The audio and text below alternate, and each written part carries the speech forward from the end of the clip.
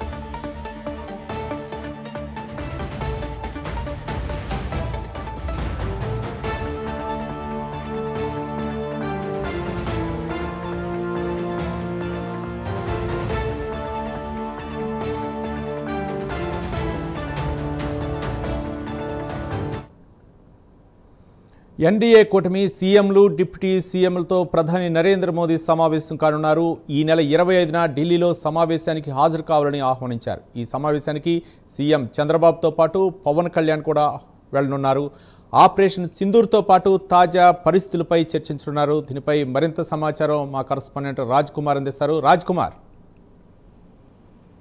అంటే ముఖ్యంగా ఏదైతే ఈ నెల 25న ఎన్డీఏ సీఎంలతో ప్రధానమంత్రి నరేంద్ర మోడీ ప్రత్యేకంగా భేటీ కానున్నారు. ఈ భేటీలో చాలా కీలకమైనటువంటి అంశాలు ప్రస్తావించబోతున్నారు. ఏదైతే ఎన్డీఏ కూటమి తీసుకోవాల్సినటువంటి భవిష్యత్ కార్యాచరణ, తీసుకునేటువంటి నిర్ణయాలు, అదేవిధంగా ఇండియా పాకిస్తాన్ మధ్య జరిగినటువంటి ఆపరేషన్ సింధూర్తో పాటు తాజా రాజకీయ పరిస్థితులు అన్నిటిపైన కూడా ప్రధానంగా చర్చ జరగబోతోంది. ఈ సమావేశంలో అటు ఎన్డీఏ కూటమికి సంబంధించినటువంటి ముఖ్యమంత్రులతో పాటు డిప్యూటీ సీఎంలు, మరికొంతమంది ఎన్డీఏ కూటమిలో ఉన్నటువంటి కీలక నేతలందరూ కూడా ఈ సమావేశంలో పాల్గొనబోతున్నారు. ముఖ్యంగా ఆంధ్రప్రదేశ్ నుంచి ముఖ్యమంత్రి చంద్రబాబుతో పాటు డిప్యూటీ సీఎం పవన్ కళ్యాణ్ కూడా ఈ సమావేశంలో హాజరవుతున్నట్లు కూడా తెలుస్తా ఉంది. ఏదైతే ఆంధ్రప్రదేశ్ లో ఆపరేషన్ సింధూర్తో పాటు తాజా రాజకీయ పరిస్థితులు, ఎన్డీఏ కూటమి తీసుకునేటువంటి నిర్ణయాలు, కేంద్ర ప్రభుత్వం తీసుకునేటువంటి నిర్ణయాల అమలు, అదేవిధంగా రాష్ట్ర ప్రభుత్వం తీసుకునేటువంటి నిర్ణయాలు అన్నిటిపైన కూడా సమగ్రంగా చర్చించి భవిష్యత్తులో ఎన్డీఏ కూటమి ప్రయాణం ఏ విధంగా ఉండాలి, వారి కార్యకలాపాలు ఏ విధంగా ఉండాలి, వారి భవిష్యత్ కార్యాచరణ ఏ విధంగా ఉండాలి, ఇటువంటి వాటిపైన కూడా ప్రధానంగా